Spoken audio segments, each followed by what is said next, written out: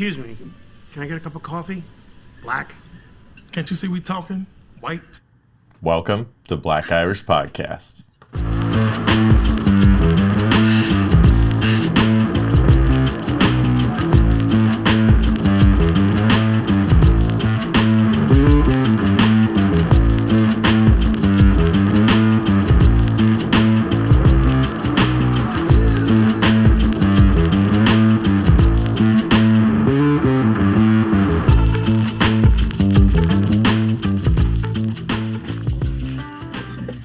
Hey there, and welcome to an all-new episode of Black Irish Podcast with myself, Brendan McCorkle, and Mike doesn't like coffee, Crawford. What's up, buddy? What up with you, my guy? Nice intro this week. Oh, I like that one. Thanks, buddy. But you don't like coffee, right? No, I hate coffee. Yeah. Actually, I can't say I hate coffee because I've never drank coffee. I've drank coffee one time, like it was black coffee, and coffee tastes like absolutely nothing. Which is why when you're like having surgery or something, they say you can drink water and coffee because coffee is like nothing. So I don't understand what the world isn't fascinated with, but it's the caffeine in the coffee. It's the caffeine and all the sugar that they put in it. But did you know that Starbucks is trying to eliminate single-use containers, cups, in the next 5 years? So you're going to have to bring your own cup or mug to Starbucks? Or buy one, which they'll just make everybody do. I'm sure they'll sell mugs at the store. 100%. If you don't bring yours, they're going to upcharge you whatever to buy their plastic piece of shit. But before they go there, they're going to make sure it's okay, because they ain't just going to give away that much business, bro. Like, they're going to make sure this is a viable business model. So, yeah, well, they say that 20% of their global waste is single-use cups. And so they're like, okay, let's try and help the environment, whatever. But I doubt that they're going to chop the prices of coffee. It's still going to be $3.95 for a 5-cent cup of coffee in your container. And imagine how many priceless mugs these people are going to break. Like, my son made this for me in art class. Shatter. Why would you bring that type of mug? People are stupid. People are very dumb. They're not going to bring, I don't know. Then that's 25% your fault. Even though they're the one who drives it, that's 25% your fault. You don't bring that type of mug. You bring a to-go cup, bro. Not your home coffee mug. I'm telling you. I bet you that's what they're going to do, is they're going to say, it has to be, plastic. They're going to have these certain requirements, and people are going to be pissy about it. And then they're going to be like, okay, well, you can buy one of our containers if you like. I don't know. Starbucks is just turning into a drug dealer, where it's the first time you get it, you get the good shit. They don't give you everything that's been stepped on. They need you hooked. So then eventually they just keep stepping on this shit down to when it's dust. And then now that you're just hooked on this garbage crap, that's what Starbucks did. They're just slowly but surely, cocaine, slowly but surely stepping on their own product, and now they're like, no, you bring the bag, and you're like, wait, what? I gotta bring equipment here? What the fuck is going on here? I thought you were serving me. My man just compared Starbucks to cocaine. Hey, I didn't say what kind of product it was, but it does have a parallel. The lines at Starbucks definitely makes it seem like they're selling cocaine out of there. The lines at Starbucks seem like they're giving out lines at Starbucks. There you go. I'm telling you, bro. Those lines are ridiculous. Straight from Colombia. Maybe that's it. Colombia just has all the best shit. Coffee, cocaine. It's you need your uppers, you go to Colombia. You need to come down off your Colombia vacation, go to Jamaica, then hit Miami on the way back so you can still get boozed up and, take some ecstasy. Yeah. Then travel across the country, go through the Midwest where there's nothing going on, smoke your cigarettes, cool down. By the time you get back to Cali, hit the beach, smoke some weed, chill out. You're good. Now that's a trip, baby. I think we just planned our next vacation together, Mike. I think you just took us around the world, Brenda. Well, that's not the world, but it's international for sure. Oh, well, you took us somewhere. Geography, not your strong suit. Took us away from here, buddy. You took us away from here. I also have us going through the Midwest for no reason, other than we just have to go through it to get somewhere else. I think that's all it's for. It's just the Midwest is just so you appreciate both coasts. The Midwest, bro. Like, it's a nice place. Some nice places in the Fuck Midwest. that, dude. That's like you have to go through winter to appreciate spring. You got to go through the Midwest to appreciate a coast. That's just what's up. The Midwest's weather is bullshit. I agree with you there. There's also it's just come on. I mean, what's going on in the Midwest, really? Cold. Yeah, exactly. Cold. That's what's going on. Minnesota. Cold and corn. That's all we got going on here. I say cold and corn. You can't grow corn in Cali. It'd be popcorn, bro. It's too sunny and nice out here. Too hot? It's too hot. It's 92 degrees out here today. Sorry. It's beautiful. Upgrade your life. Everybody that does listen to this that's not from Cali hates you right now. Like, I don't care. Here's the thing. You know what I will say about being in California is I grew up Southern California. My mom was from Venice, California, Venice Beach. My dad was from Santa Monica. They're both hippie beach town people. So if you grow up in California, Southern California specifically, where the weather is amazing 10 months out of the year, and the other two, it's like, meh, it's okay. It's nice to have a change. And then the pricing, everything being so expensive and taxes and everything else, like, I just grew up used to all this stuff. So I'm kind of used to the premium of the luxury life. You know what I mean? Like, it's just, I grew up poor. I didn't realize, you know, what it was, but you pay a luxury to live in Southern California. Granted, we would have been poor wherever we were, but especially in Southern California. So it's one of those things where if you're outside coming in, it's like, fucking, how do people do that? It's like, yeah, well, if you live here your whole life, it's a little bit easier. But if you're coming from somewhere else, it's like, you have to have like 2 lives worth of shit to come to California. It's insane. Sell off half your shit and bring the rest of it. It's a place to be. Weather-wise, I can't lie, man. I love it there. You won't get one argument from me, but I still don't want to keep hearing you talk about it, buddy, because it's raining outside where I'm at. I know. That's why I was laying it on a little thick. Because I know it's particularly dreary where you are right now, and I want you and here. Not like drizzling rain. Like, it's pouring rain. Like poncho rain. That bad. But like earlier, it was poncho rain. Like, it was pouring. So. Oh. But April showers bring May flowers here on the East Coast, sir. So we're looking forward to the beautiful. You know what I mean?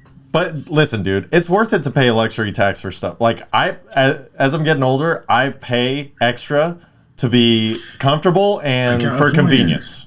Yeah. I mean, we all do, but you wake up paying extra because you're in California and they charge you off for every damn thing.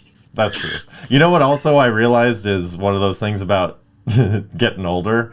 It's cool to pay shit off. Like, that's what you brag about. When you're young, it's like you're going in, stacking up credit cards, like, to have all this cool shit. And then you realize you're just kind of stuck in this cycle of trying to pay off all the shit you don't really care about. You don't care about none of that shit anymore. And then when you're older, you're paying off the debt of all the stuff that all your broken dreams, you're like, oh, was that even worth it? I don't know. I think that's why everybody gets so depressed with work and stuff. It's like you're working so hard to pay for stuff that you don't really care about anymore. You don't really care about. Yep. Vicious cycle, my guy. Oh, man. Vicious fucking cycle. Well, what are you going to do about it? The Joneses, baby. Nothing. It's life. It's the world we were born into, Brendo. I know. Just hit the reset button and make the change. All right, Mikey. You should be the president. You can be the president, right? You're old enough to be the president. I do drugs. You don't do drugs anymore. Okay. Technically speaking, you don't do drugs anymore. Like, the weed is like 3 days away from being federally legal. So that's the only drug that I know you to do. So when it's federally legal, then it's technically not a drug anymore. It's like fucking. That's true. You know what? I mean, I don't know, but also you have to serve a bunch of stuff. You know what? Put tax on, like, store tax on weed. You know what I could run for? That legal, and at that point, you can run for president, bro. No, You can't, because you have to have served in office for a certain amount of time, and I have a... No, you don't. There's no rules to being president. No. Yes, there are absolutely rules to being president. There are, however, there are no rules to being... rules like that. There's no rules to being elected to the Supreme Court as a justice. Did you know that? My 8-year-old schooled the shit out of me the other day. I was talking to him, and he was like... It ain't no rules, but... You ain't just gonna be no random person. Oh, I get that. Oh, trust me, I understand. That's not where the conversation stemmed from. The conversation was stemming from him. We were talking about something. You were talking about the big person in the news, the lady that's about to go on the Supreme Court. That's a big thing in the news right now because she's about to go in there with all Democratic votes. I don't know. I don't watch the news. Maybe that's what sparked him. He knows more about what's going on than me. But he was like, I could run for Supreme Court justice. I was like, I don't think so, dude. I think there's requirements. He's like, actually, no, there's not. For Supreme Court, there's no age limit. There's no blah, blah, blah, blah, blah. And I looked it up, and sure as shit, it's the one government office of like a federal level that you have. There are no requirements. All you got to do is say, I want to do it, but you have to get nominated by the president. So if you can bend the president's ear, then okay. So if somebody else that knows me, you have to be nominated by the president, and then you have to get passed by the Senate or whatever. Yeah, you know what I'm saying? So that's not like you can run all you want. Have fun at it. All right, Mike, you were just telling me I could be president. Now you're saying I can't even barely be a Supreme Court justice where there's no requirements. Make up your Supreme. Let me tell you the difference. All you have to do is be a good businessman to be the president. Supreme Court justice, you have to actually be a lawyer and understand law. You don't have to. It is frowned upon if you do not. You're a Supreme Court justice. You have to know the law to be. You don't, though. I'm telling you, it's not a requirement. You should. I know requirement. You're talking requirement in the letter of the law. I'm telling you as me and you are having a conversation right now. To make decisions on the law, you need to understand the law. Man. I like that you think that being Supreme Court justice is a bigger deal than being the president of the United States. I will say you have to be more accurate as a Supreme Court justice. Just different requirements. Being the president of the United States, you don't really have but so much power. So you need to be a businessman and be able to control those type of things and understand what's more important and what's not and handle the situations. Like a head coach of a football team. Like you don't have really control of the offense or the defense because you got offensive defensive coordinators. You have to be the captain of the ship, bro. I got you. And so I believe you can be the captain of the ship. You're my guy. All right. So the Supreme Court is basically like all these trained choir people that all work together in unison and sound beautiful, and the president is the kid that does Vanilla Ice at the talent show. I got you. I definitely could be Vanilla Ice at a talent show. Not a good one. There you go. But I'll be entertaining. Nah, man, you don't give yourself enough credit. Most like you could run a court, like you've been a boss of stuff before. If you're a good businessman, I think you could be the president. Because I think being the president of this country is more about being a good businessman than it is about anything else. I think you're right Which there. Is why certain people do good and certain people don't. I got you. Well, that's okay. If you do, as long as you try your hardest, then that's okay. And I say that not for president. But I am saying for everything else, like I want to prep you and prep everybody else. 30 Days of Pain is coming back. May is upon us. And I don't know if you recall, but I sure as shit remember last May when I did 30 Days of Pain. And basically... No, I recall it, but I recall it from afar because I didn't do 30 Days of Pain. That's all you think, buddy. Yeah, it is a me thing. But... not to say you can't join it. That's why I'm telling you now. You can prep for it this year because we're about 4 weeks away, a little less than 4 weeks away. That'll get your mental right. And so basically, here's what it is, okay? You're just challenging yourself for 30 days in a row to exercise and diet. Doesn't have to be extreme, like me. I'm an extreme person. I do everything as far as I think it can go and a little bit more. That's just how I operate. All right, there's 6 gears in this engine, transmission, whatever. Not a car guy, but anyway, it's just alter your life a little bit to where it's an adjustment. It's a true adjustment. And like for the first 2 weeks of May, it's just workout, exercise however you want to, even if it's a walk. Like all this is doing more than you normally do.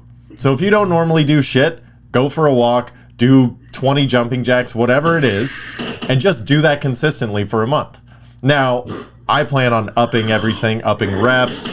You know, halfway through the month, I'm going to start doing 2 days. You know, the whole thing, like 30 days of pain is a real deal. And then dietary, just fucking cut something out or eat something healthy too. You know, like it doesn't have to be extreme, but it can be as extreme as you want, because that's how I'm going to go. I'm going to go extreme. I'm going to see what I can possibly do, because here's the thing. Last May, I did it casually. I was just like, you know what? I see some homies out there, you know, that are kind of like in the same boat as me. Like, getting in shape seems like it's going to suck. I'm already kind of old. And I was like, you know what? Let me just see what we can accomplish here, buddy. And turns out it was awesome. I've learned a lot about myself in the process. And some days I didn't go that hard because I couldn't. I hurt my shoulder, you know, I had to make some adjustments, no big deal. I also recently did that crazy 4x4x48 challenge, 4 miles every 4 hours for 48 hours. And that was like the extreme version of it, where it was like, dude, you have this lofty goal, you have to keep going. You have to keep going. So that being said, it can be anywhere in between. You know, I'm going to set some goals for myself, some dietary goals, some workout goals, and I'm just going to run through those. And then every week, I'm going to either add reps to it, add weight, change it up, do something harder, try and do it faster, always improving throughout the entire month. Then by the end of the month, on May 30th, it's Memorial Day, which is a Monday. I know there's 31 days in May. I don't care. The 30th is the morning workout, and then party all day. It's Memorial Day. You got the day off. It is the ultimate cheat day at the end of May, okay? And then you got May 31st to recover, because June's right around the corner. And then June, you're going to feel like a superstar. Going into June, the coolest month of the year, summer, solstice, we got the whole 9 yards. It's like the first official month of fun for the year. It's like everything, you know, school gets out. It's the official summer kickoff. So put yourself in the best mindset. If you want to be physically in the best shape you've been in, fucking hit it hard. Do whatever you got to do and whatever you want to do. But I'm just saying, it's there. All right? I'll be reminding as we lead up to it over the next couple of weeks, but don't be afraid to try.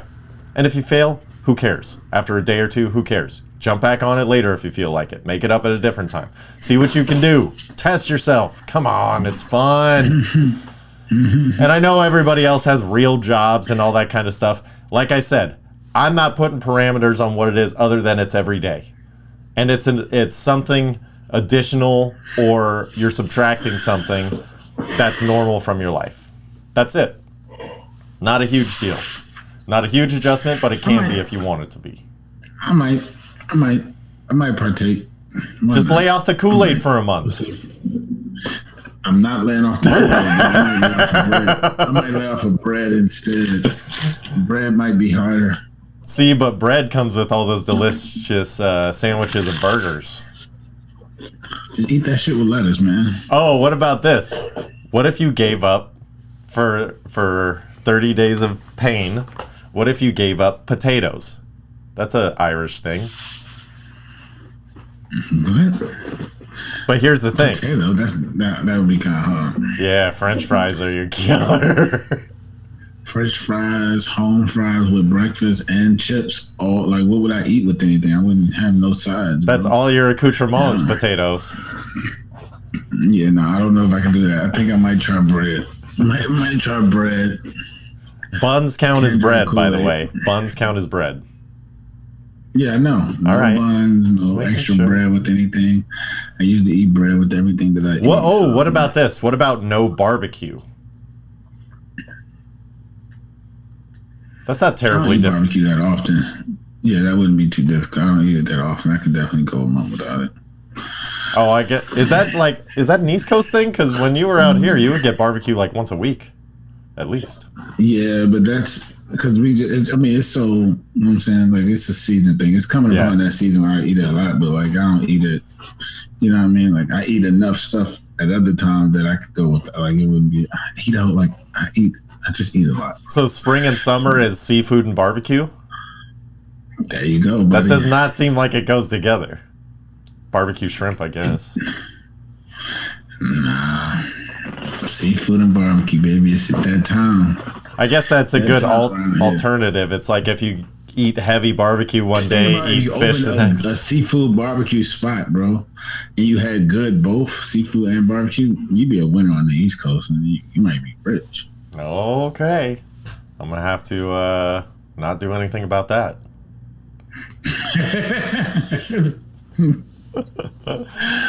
Oh, you know what I did this weekend, Mike?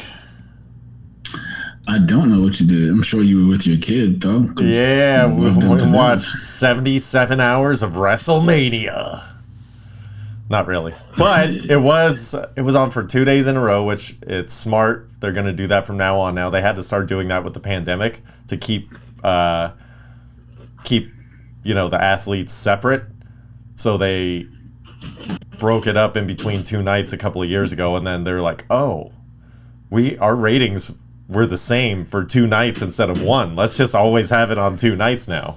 So they split it up. So that was a lot of wrestling. But luckily we had friends over on Saturday to kind of be a wrestling buffer a little bit with the kids. And then Sunday we went over to a friend's house too to go watch the conclusion of it. Nothing really noteworthy for people who aren't wrestling fans. I saw like Stone Cold wrestling. That's noteworthy. He hasn't wrestled in like 22 years, bro. 19, but yeah, that was a big deal. So it was Stone Cold's WrestleMania. It was like Triple H retired, officially, unofficially. It's like all these guys, all these WWE guys now, it's like they retire and then they let all of the doctors and medical stuff like heal them for a decade, and then they come back for like, I bet you Stone Cold got $1 million for 1 weekend of WrestleMania. For one like 10-minute match, 15-minute match that was pretty good, and to come out at the end of WrestleMania and just Stone Cold stun everybody that he could see and just drink all the beers. Like, that was the end of WrestleMania. That's what it was. Both nights, Stone Cold in the ring. I get it. That's what people want to see. He's considered one of the best of all time, if not the best. He's an icon, baby. But I will say the thing that was most incredible to me about WrestleMania was the very first night, like the second match, I want to say, maybe even the first, is a tag team championship match. It's a team called the Usos versus other guys, whatever. So there's one big burly guy. He's like, I can lift everybody. He's the physical freak. And he gets one guy in a fireman's carry over his shoulder, or not a fireman's carry, but like over both shoulders, and he's got his head wrapped around one side and his legs wrapped around the other. And then the other guy from the team jumps on top of the guy's back, and he's gonna like do a double slam with 2 guys on his back to show how strong he is. And his fucking right knee buckles when the other guy jumps on him. I'm like, oh, that's not good. And then the people I'm watching it with are like, oh no. Oh, he'll be okay. He'll be okay. Because he's like screaming, and I'm like, nope, that's not fake. That's not fake. I saw what happened. And then he's like, tags his partner. And this dude, badass, because they always have the refs on like a little, earpiece, and they have a little clicker to where they can talk back if something's wrong. So he got on his clicker, was like, emergency, whatever he said, medical, and then flipped it back off and then kept doing the match because the guy gave him the signal like, I can't finish the match the way we're supposed to. So then the match gets all wild because now it's a 2-on-1 and it's supposed to be these tag team matches. This happens like 5 minutes into this 20-minute supposedly match. So this dude, normally if somebody's really, really hurt, the medics come out, and it doesn't matter that there's a match going on. They'll at least get him out of there. This dude, like, apparently, I don't know if they left him out there because it was WrestleMania to suffer, or if he was like, no, finish the match and then come get me, so it just appears like it was a part of it. But turns out the dude tore his whole patella off. when the dude jumped on his back. And watching it in real time, I was like, oh! Yeah! Oh, that's nasty.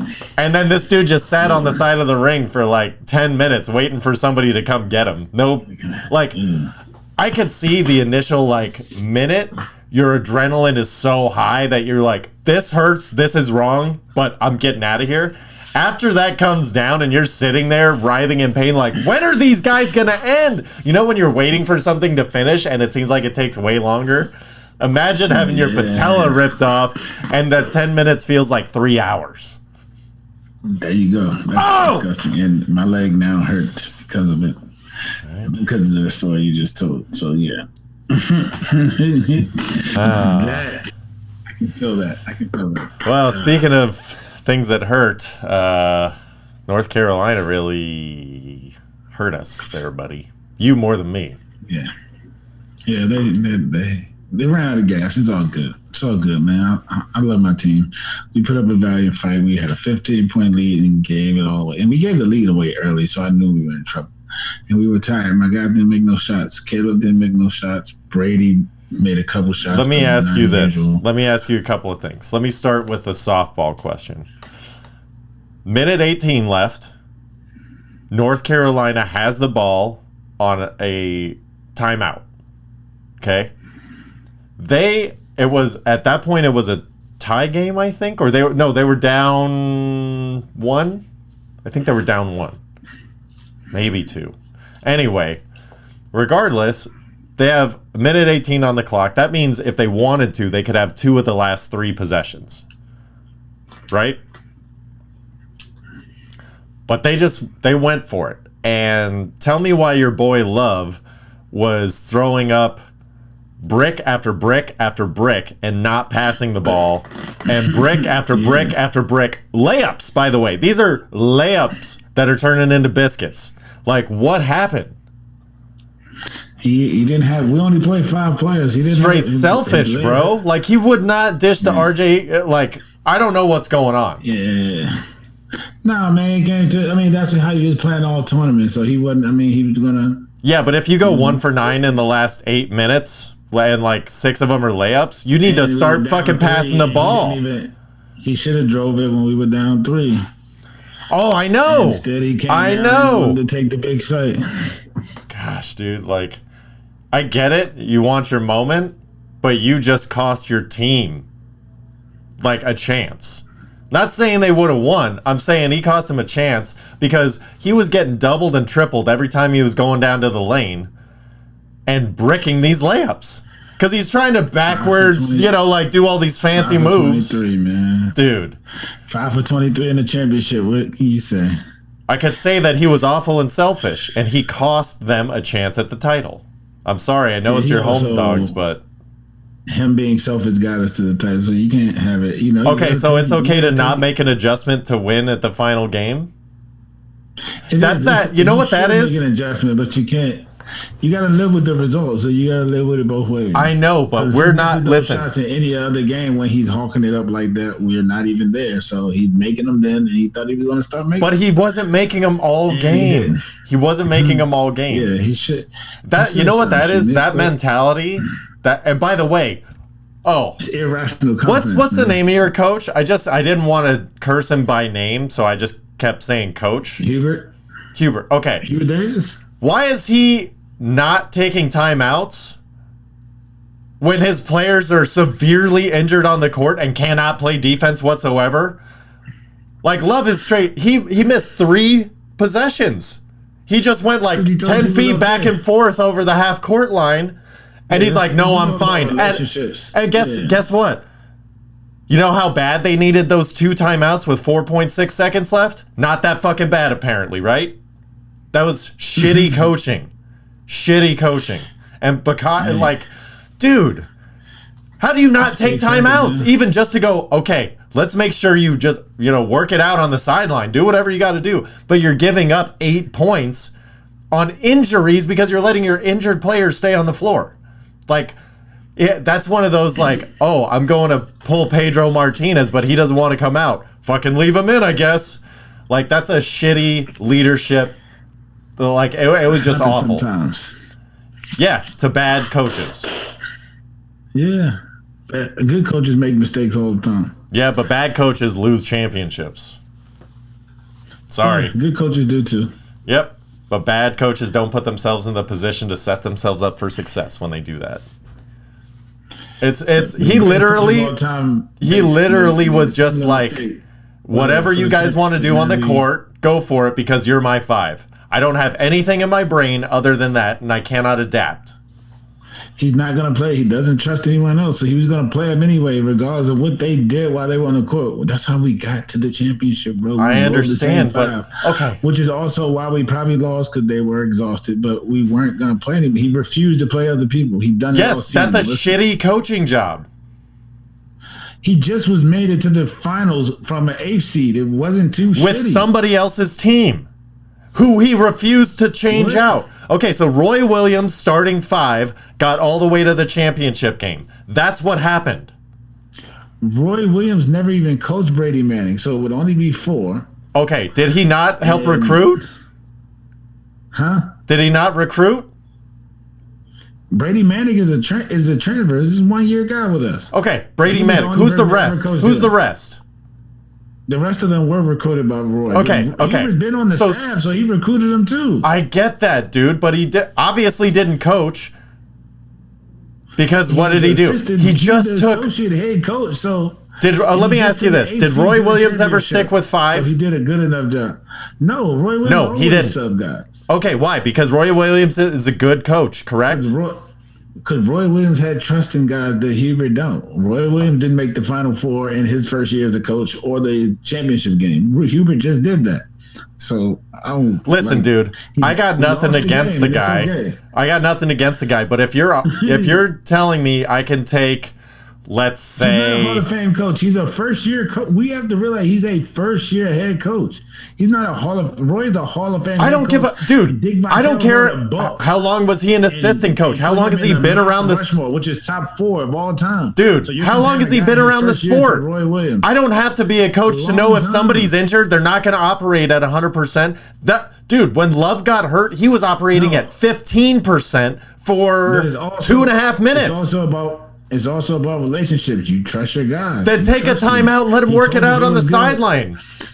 They had 3 timeouts at that point. They had 3 timeouts at that point. How he coaches, I can't talk about it. You can. That's what we're doing. You're defending him, and I'm saying he's a piece of shit coach for what he did in the championship game. And I disagree. We lost the game. Yes, because your coach set you up for failure.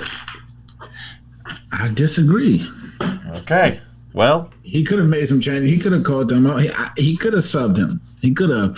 Also, one of my guys had an asthma attack. Another one went down with an ankle injury with 138 left. Like, you can't do nothing about those things. We lost the game, bro. That's it. And we were up 15. And he could have did better at the end of this first half by playing other guys just to get a guy that he knew was going to have to play in the second half some rest. I mean, because they have been playing 6 games straight, but I'm not going to question his coaching now. He got a championship from an 8th seed. No one would have expected that before this tournament started. I can tell you that. It doesn't sound like he did much coaching. We were a bubble team. Yes, agreed. A month ago, we were on a bubble. It did not seem like he did much coaching. He did great coaching. The number one thing he did was take the ball out of Caleb Love's hands. If you're a North Carolina fan, you understand that. You're a Notre Dame fan, so you don't understand that. But let me explain. Roy, which is why Caleb Love stunk last year, because he played him at point guard. Caleb Love is not a point guard. He's a shooter. In the championship, he was off. He's a scoring guard. He's a 2 guard. That is what he is. Stop trying to play him at the point. Stop trying to let him make decisions. Give him the ball. Tell him to look at the orange. He pushed the ball in the hole.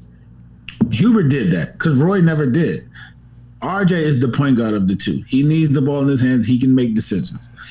That's the greatest thing. Then why is Love having the ball in his hands every possession for the last 4 minutes? Because he went to get the ball because he's a more dominant personality. He went and got the ball, and RJ let him have it. He was not on the court. He can't control that. Okay. RJ's the point guard. He's been point guard all year, all tournament. He went and let Love have the ball because we all know Love was going to take that shot. He's been making the big shots for us. I can't take that away. Same thing he never do. He went and got the ball and took the big shot. He did it again, and this time he missed.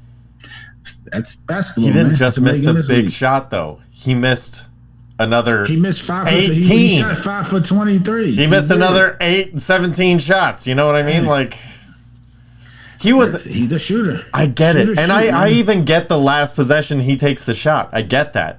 But I don't get that shit. It's too much time left to take that shot. But no. I'm saying the fact that played the same way to get you hit. Yeah, I'm saying I understand him taking that last shot. Like, it's going. I'm the one taking it. I get that. I still think he made the wrong decision there. But the 6 previous layups that he missed, when he's double and triple covered down in the paint, as a number 2, it's your job to find the orange, find the hole, and if you can't, get it to the guy that can, because you're supposed to be the second best passer on the team. What the fuck? He sucks. I know, but that's what the 2 spot's supposed to be. Horrible. It's supposed to be your second best passer and your best shooter. That's what it's supposed to be. He's not a good passer. He's not a good passer. He's not a good decision maker. He only scores, bro. And next year he'll be better. He'll work on his game, but he'll touch the championship, man. He has nothing to be ashamed of. Duke is favored to win the title. Gonzaga is right after them, and North Carolina's down like 8th or 9th for next year. No, we're on. I don't know what you saw because we're number 2. Oh, favored to win the title. Well, I was looking at a different website than you. They were at like 18-1. Nah, I saw this morning. We're plus 1,200. Oh, well, then you're getting and some Duke's shit 11, plus 1,100. I'm not betting on them to win it. I don't even know. No, I know. I'm saying many good recruits. I'm saying where I go is it's a 10-1 for Duke to win, 11-1 for Gonzaga to win. There's a couple sprinkled in the middle, and then North Carolina's at like 18. For Gonzaga to win, who the hell they got coming in that they gonna be winning? Because Chet's definitely leaving and Timmy's leaving. But whatever. Timmy was a hole. But, I mean, I get why he's good, but he's a hole when it matters. He can be taken out of the game. Yeah. Well, nobody would worry about Timmy. My boys will be back. We'll be back. You know who else is back? It's still a good season, buddy. Tiger. Tiger's back. I'm putting 20 on Tiger, bro. Tiger's going to win this shit. All right, dude. So here's my deal. I got money on Tiger, too. I'm rooting for him to win. And, you know, we both know that he's been going there for a while now, practicing. It's like the fact that he's been here this week, he's been here a lot more than this week, everybody. Don't you worry about that. But no, we're on that, buddies. Listen, dude, so Tiger started at 55-1. And then as of right now, I got him at 50-1. And as of right now, he's at 40-1. There's so much money being bet on Tiger to win the Masters. Tiger, yeah. Vegas would lose their shorts. Break the bank. So I'm wondering if Tiger gets an offer. If he's in the red on Sunday in contention, I wonder if Tiger gets the Phil Ivey call going, "Hey, bro, we gonna kick you down with $40 million to get second." We cannot lose this type of money. I heard that happen in real life. That's why Phil Ivey doesn't do the World Series. Yeah. I told you this story, I thought. No. Yeah, he was going into final table. He was like final 6 on the last day. You know, it's like they have time limits. The moneymaker win, right? I think so. Did you know that on Poker Stars back in the day, I was in a heads-up tournament and beat Moneymaker? That was one of my little online poker highlights. Really? In a heads-up tournament, yeah. That's what's up, man. Yeah, I mean, you're good at poker, bro. Well, here's the other thing. That I learned at a later date, because I checked it out and it was like his handle was real. This is like, 2 years after he won, so I don't know, 20 years ago, 18 years ago, something like that. It was a long time ago. They get into all those tournaments for free. So here I am ponying up, like $150 to get in this tournament, $200, whatever. It was like a significant amount to get in this heads-up tournament, because that's where I was making all my money back in the day. It was like I go to work at like between my rent, utilities, food, everything, I was like $370 short every month from working and paying my bills. So I supplemented by playing online poker, and I played a lot of heads up So anyway, I got in this tournament, got into the money, and then figured out that all these, if you're sponsored by PokerStars, you get in all these tournaments for free. So he probably didn't give a shit. He's like, shuffling his cards around like, I don't really give a shit. I just kind of am obligated to do these. And meanwhile, I'm on the other end of the computer, like, turn off the music, all zoned in, like, intent. Oh, God, what a ding-dong. Whatever the case may be, you won. But that being said, yeah, Tiger, I mean, Justin Thomas he's one of the odds-on favorites. He's only at like 11 or 12 to 1, which is like second best. He's been my pick for like a week and a half already. But if he sees Tiger in red, he folds. A lot of people will, yeah. Dudes, I will say maybe DeChambeau or somebody like that, if they're there on Sunday night, they can stand up. But DeChambeau might not even make the cut. Man, he can go from not making a cut to being looking awesome. Like, he's one of those guys. Maybe. I think the person to be scared of that I didn't bet is Brooks Koepka, because he's almost back to healthy. That's the other choice. I put the rest of my money on Patrick Cantlay. He was just kind of one of those. Lee. That means he can't win. Like, you don't want him. Then take your money back. Cancel that bet. No. Patty's win, bro. Patty's win. He's my backup for Tiger. And then I'm going to throw some money down on Amen Corner. It's the 11th, 12th, and 13th hole at the Masters. You can bet on who's going to have the best collective score throughout the entire weekend. On those. Justin Thomas might do that. You can put him on that. Yeah.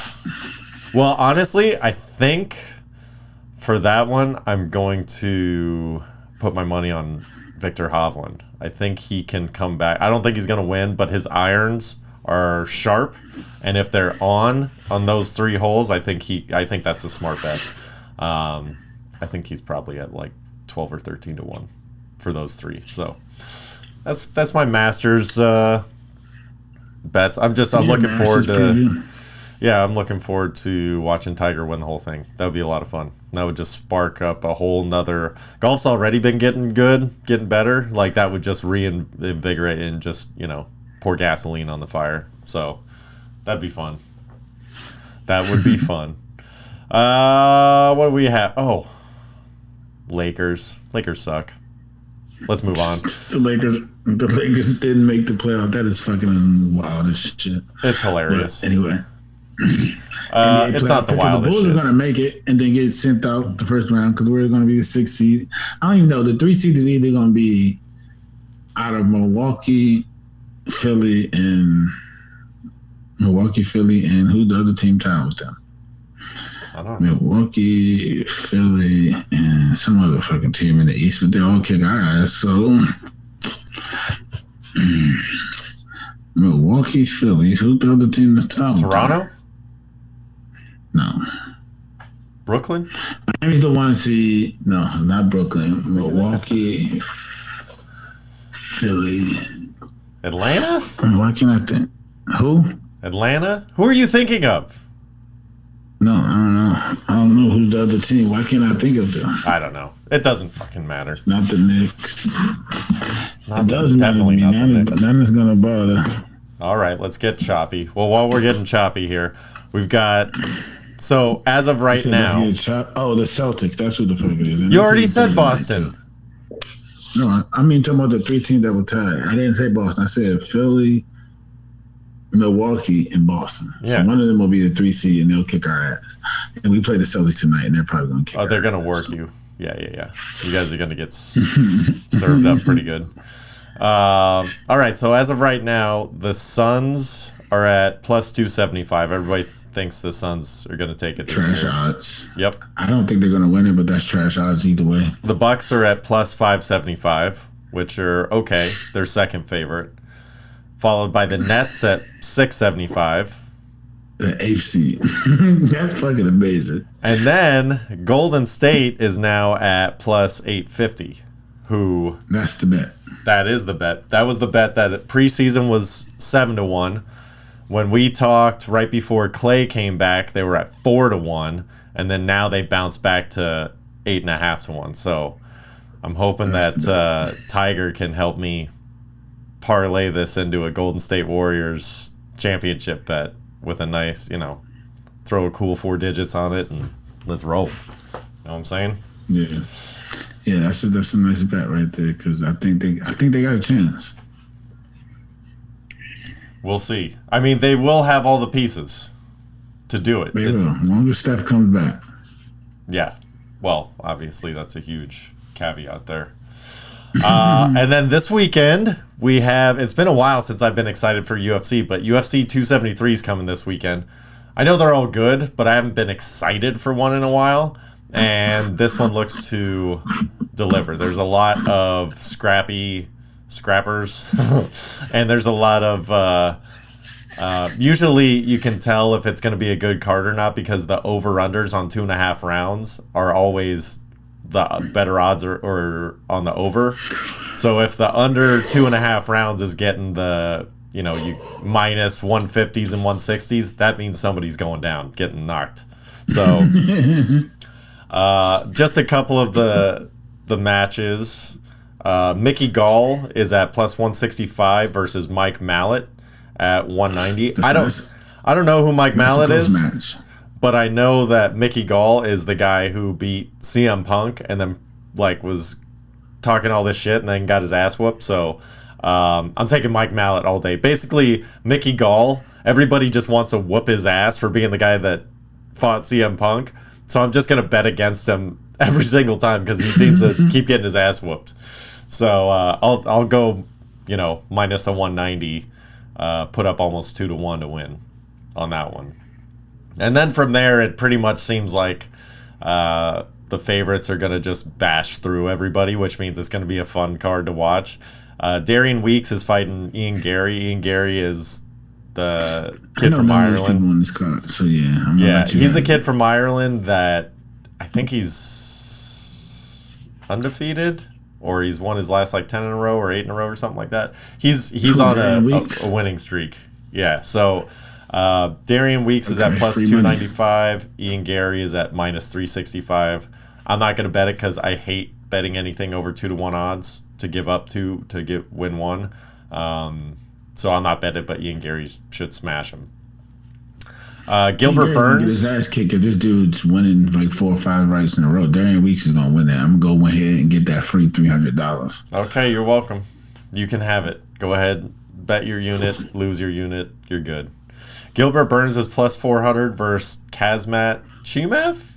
I didn't say that right, but Gilbert Burns is gonna get his ass whooped, basically, because he's a dude that's been off for a while. He's a submission guy, but I just don't see him. I don't see him not getting smashed, which is the same thing I'm going to say for Aljamain Sterling. Aljamain Sterling is the champion, mind you, the champion, and he is an underdog, a heavy underdog at plus 370 because he's fighting. He's gonna win, bro. Peter Yan. He's gonna win. No, he's not. He's fighting Peter Yan, and Peter Yan's gonna beat the shit out of him at minus 470. This one, I might put money on Peter Yan. That's even though it's almost you have to give up 5 to win one because I'm that confident he's gonna whoop his ass. Look, champions.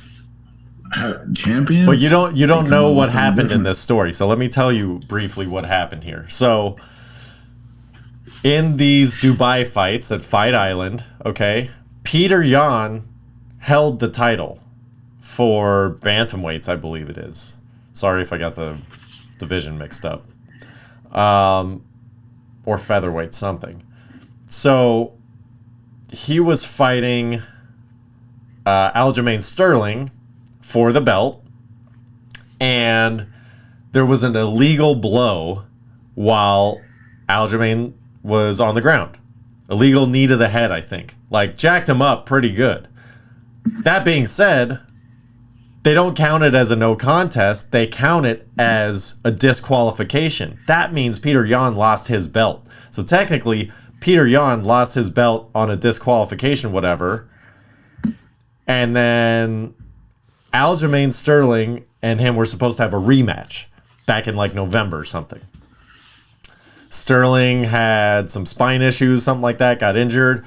So he said, hey, I can't go.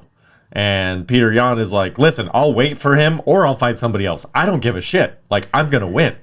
So he went in and to the top contender, not just some regular dude to get through to wait for Sterling.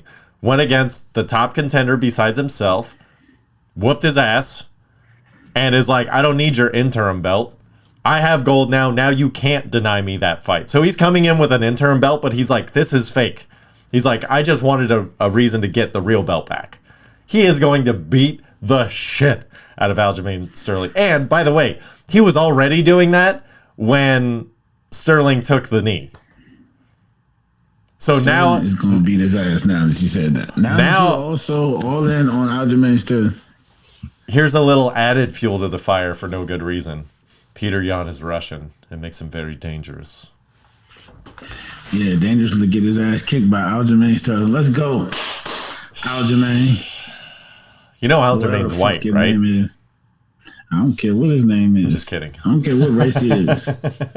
Let's go, Aljamain. He can be white, Chinese. I don't care. Kick Peter Yan's ass because he's talking too much shit. Actually, he's not talking shit. He's just like, hey, man, I want to fight you. You never really beat me. I want to fight you. Okay. All right. We'll see. We'll see. I can't wait. Now I really want him to beat his ass. We're going to see what happens. Let's see how many eyes he comes out with. What you want, sir? And then the co-main event of the evening is Korean Zombie at plus 500 versus Alexander Volkanovski at minus 800. There's a reason. Minus 800? What the hell? There's a reason. Kill that dude. But here's the thing. Korean Zombie can, he can catch you. It's just not likely. It is highly, highly unlikely that you're going to get caught. So yeah, it should be a good card with lots and lots of stoppages. I don't see a whole lot of decisions on this card. I think Raquel Pennington's fighting also as one of the main female fights, but she usually goes to decision. And then I can't necessarily speak to many of the other ones, but it looks, by all accounts, that this is going to be a great card with lots of submissions and knockouts. So I'll be interested to watch that on Saturday and hopefully make some money. What are you watching besides that? All about making money. What are you watching besides that? Now that I haven't we're been watching off. anything new, man. I've been locked into the Carolina Tar Heels, man. So I can get back to life now that it's over. So I haven't been watching anything new. Same crap that I gotta watch every week. A show that I gotta keep up with. But outside of that, I was locked in the college basketball and the pro basketball, and the Bulls stink like shit.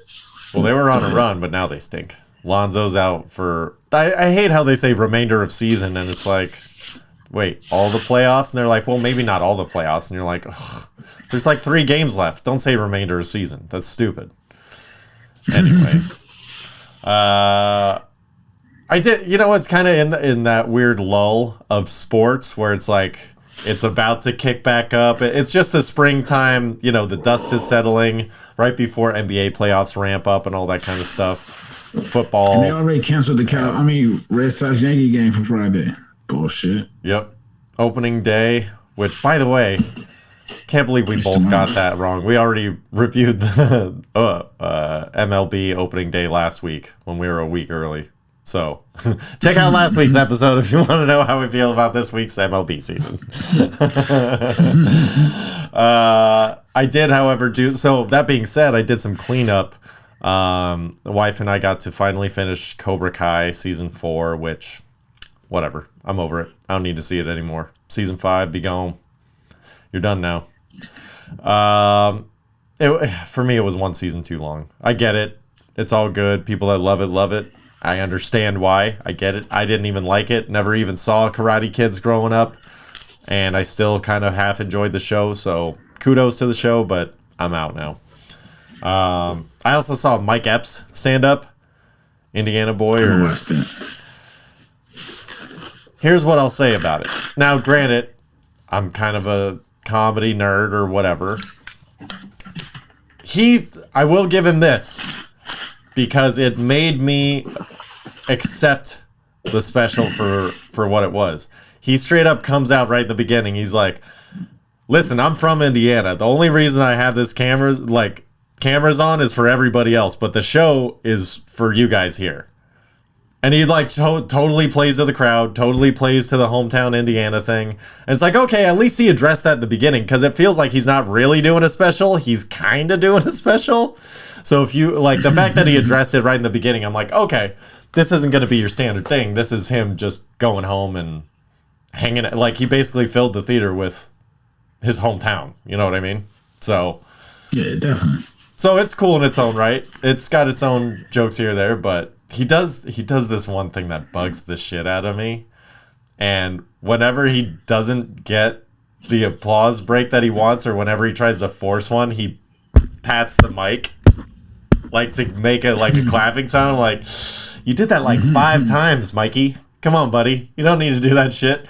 Like, that's Chappelle's move, first of all. And second of all, he only does it like once or twice. Like, you can't do it every time you're not getting a reaction. Oh, man. But it's still pretty good. It's entertaining. You gotta do something. I mean, I watched the whole thing. I didn't cut it off or anything. So that part was good. You gotta do something captivating. And then, okay, so Top Boy, I got through 2 episodes so far of the first season, which it's starting to sink in now. I'm starting to, remember characters and all that, because it's kind of all over the place in the first episode. And you're like, okay, wait a second, man. Who is who? It's like some of the kids look the same, and you're like, wait a second. Wait, whose kid is who? Like, I don't remember who's watching this guy, like all this shit. So then, come to find out, did you know that there was another show called Top Boy Summer House? Yeah. Where it originally came from a decade ago? Yeah. Well, why didn't you tell me to start there? Because I didn't think you needed to, man. I mean, I get that it's disconnected and it's not like you don't have to watch the first one to watch the second one, but why would you not say something? I thought we were friends. I don't know. I didn't think about it, man, because it's been so long ago. Like, Top Boy Summer House is old, really old. So did you see the Summer House one? Yeah, I've seen it. Is it good? That's how I know about it. It's okay. I like these better. Okay. So maybe don't go back and watch it because it doesn't really matter? Or does it help shape the story? It doesn't really matter, though. It doesn't really matter. I mean, gotcha. It's all good too. Right. Well, then I'm not going back. Oh, only the present for me, Mike, even though I have to go to last season to catch up. Okay, I wanted to ask you about that. And then Netflix just came out with a show. I know you're a Netflix guy, so that's why I'm Netflix heavy this week. Called The Ultimatum. Marry or Move On. I know I know that's your jam. I see you smiling. So I saw the highlights for. I haven't started it yet, but I saw some clip. I saw some the thing, the Netflix that spin on. Yeah, I think it just came out today. Yeah. Honestly, I'm definitely gonna watch that one, buddy. Yeah, that's from your 2 favorite. It's from what is it? Love at First Sight. Nick Lachey. Yeah. Oh, Nick Lachey. Love Is Blind. Yeah, it's Nick Lachey and his wife again, I think. Are they the ones that produce it, or do they host it, or both? I don't know if they produce. I know they definitely host Love Is Blind, so they're going to be hosting this. I don't know who produced it. So you're a 98 Degrees fan? No. I just watch their shows. I'm not a fan. I mean, of all the boy bands, who do you pick? NSYNC, buddy. They got Timberlake. I thought you were going to pick Crazy Town. What were one of the shitty boy bands? All right, so you had Backstreet Boys. I was Backstreet growing up. I'm white. I'm not rolling with anything but NSYNC. NSYNC made Gone, and they have Justin Timberlake. That's it. That's the winner. I know it's the winner now, but at the time, it wasn't the winner. It was always they had Justin Timberlake. Like, you take the best. But Justin Timberlake, okay, I'm talking about early. Okay, first it was Justin NSYNC and Backstreet Boys. The best. Yes. And then 98 Degrees snuck their little dicks in there. Yeah, and Justin Timberlake was still the best, bro. You roll with the best. Like, Justin Timberlake always outshined all those dudes. Like, come on, let's be real. Okay, I get that because that was the big thing. Was JT was the leader of NSYNC, obviously, but from way back in the day, like never wavered, no nothing. No, I ain't even really listened to them other day. It was only certain songs from NSYNC that I listened to. You know what I mean? Like it wasn't like I was in here bumping the NSYNC album. Like from no. I got you. Yeah, me neither.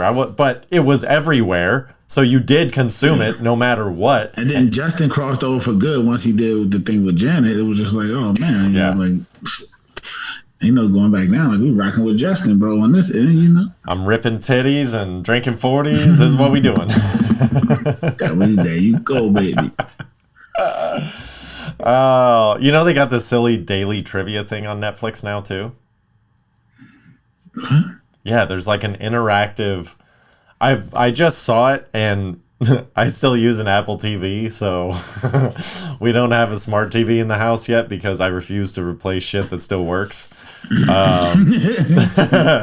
still have our dining room set from when we first bought our home together, like 13 years ago. No, that's too long. Oh, you're a smart man. Save your money, bro. Yeah, 13 years ago. I don't know. Anyway, so we can't use the interactive features on it, but I guarantee you that this is going to be the new like Wordle, the new daily thing. Netflix just got ahead of it. It's like, oh, let's do a little Trivial Pursuit thing, but we'll do it on Netflix. That'll be your warm up, and then you'll be on Netflix because your daily mental stimulation. You'll be like, oh, it's a good thing to go to Netflix, and then bam, you're sucked into the cycle. That's just how it goes, man. The cycle of Netflix. Netflix is a good thing. Don't worry about that. Don't be saying bad stuff about Netflix. I'm not saying bad stuff about Netflix. I'm But just making sure. all right, so what do we have coming up? So we have UFC 273 coming up. We've got the Masters coming up. That's all I'm watching this weekend is the Masters. I'm watching that. Closing out the NBA season. Yeah. NBA playoffs coming up. Yeah. Baseball starts tomorrow. Like life sports wise is pretty good, man. Yeah, we only really have like that 2 week, maybe, yeah, like one. We have like this week, and that's pretty much it. There's like 4 weeks out of the entire 52 where there's like, you can breathe. We know all 10 teams in the NBA playoff now because everybody else is eliminated. So gonna be these 10 teams. Which I'm saying that's kind of nice because I don't have to pay attention to the last couple games of the season. You know what I mean? Like, yeah. Especially when it's play-in. It's like, oh, we're on the bubble for the play-in. It's like, I don't even care about you. You know what I mean? I mean, I should, but I don't care to watch your last games. Just let me know who makes it in. You know what I mean? Like, I hate that mentality. So just not having to watch it's good for me. Anyway, but this week we'll be listening to the Spotify playlist of the week, which is Lake Street Dive and Bill Withers. Good combo. Boom, boom, boom, boom, boom. That's some good golf watching playlist. That's some good golf watching music. That's definitely some good golf watching music. It's chill. It's time to chill out before we ramp up, okay? It's time to chill out before we ramp up. Just watch opening day, watch Tiger, watch some UFC on Saturday night when you're getting all burlied up, getting those sodas and you're feeling all strong. All right, Mike. Well, I hope you take care of yourself this week. I love you very much. I love you too, bro, and I hope you do the same. All right. Well, everybody else out there. Win it all. All right, Tiger. Tell him. Don't you, like, you guys all have each other's number. Just call him.